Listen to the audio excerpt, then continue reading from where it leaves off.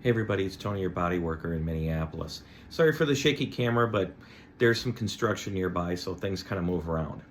So I get a question from a client from a professional standpoint of what is it that I do to make the environment better, and what are the general practices in our profession that I'm aware of that changes the environment for clients to be better or worse. So the first thing I want to talk about is the environment that we can create for you. The first thing you'll tend to notice in a massage clinic or a body work area is how warm it is.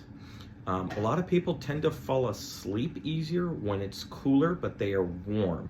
So the ambient air is a little bit cooler, but they're still warm.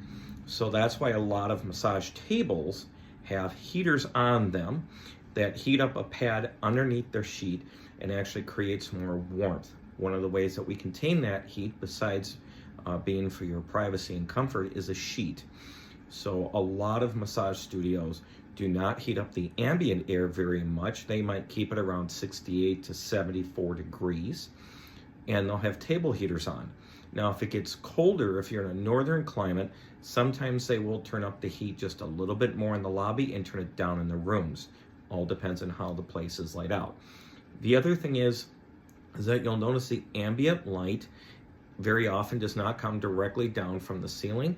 It's more just above eye level if you were standing, or they'll have lights below the table, which is a newer trend, that keeps the ambient light below the eye level. This is meant to mimic sunrise and sunset, a time when people typically try and be more relaxed.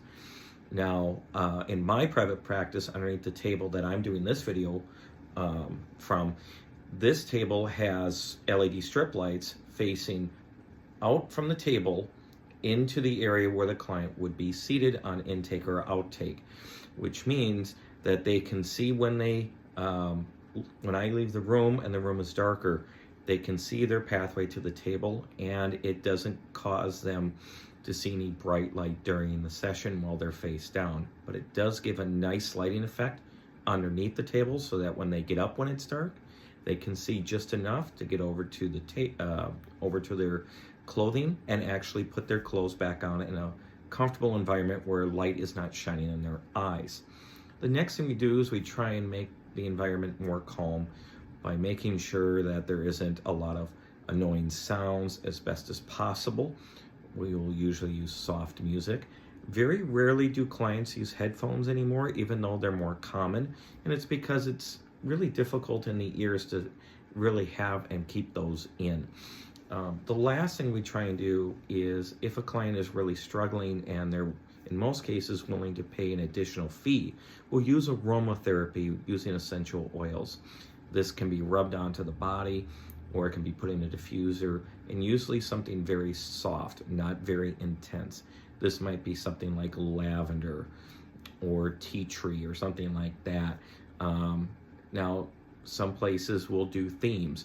For example, rose oil is very expensive and is only done during Valentine's Day typically, or if it's an anniversary package for a couple's massage, they might have it as an option during the holiday season. Peppermint is very common, or mint. But that's what we try and do to kind of soothe the environment while you're in there. Now, some studios have the lobby, then they have a seating area, which is back to where the rooms are actually kept. And that's where it's a darker environment, it's quieter, people usually have tea, things like that. And then you go back into your room for your session. These are all things we do to step you out from the outside world and back into our level. And then when you step out, it's more about you leave the room, it's a little brighter, it's still quiet, and then you go out into the lobby. So we intentionally do these things. Now, what are some other things we do? We try and make sure that we schedule enough time to where you still need to be on time, but if you ran over just a little bit on time, we wouldn't necessarily be rushing you in and out. That is totally purposeful. I hope this information has been helpful. If you have any additional questions, put them in the comments below, and thanks for watching.